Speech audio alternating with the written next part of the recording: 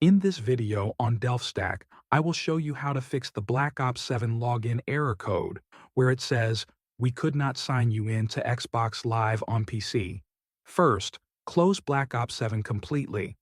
Also, close the Xbox app and Microsoft Store if they are open. This helps make sure nothing is running in the background while we apply the fixes. Now we will reset the Microsoft Store cache. On your keyboard, press the Windows key and the R key at the same time. This opens the Run box. In the box, type WSRESET in capital letters or small letters. It does not matter. Then press Enter. A blank command window will appear for a few seconds.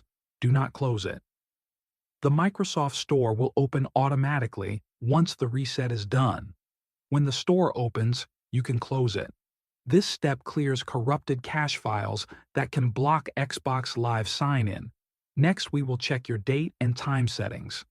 This step is very important because Xbox services require a correct system time to authenticate your account.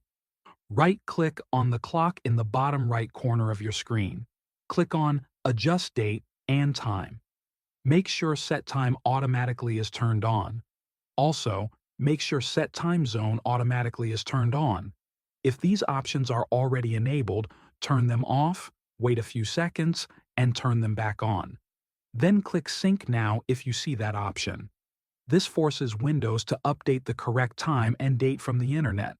After this, close the settings window. Now restart your PC.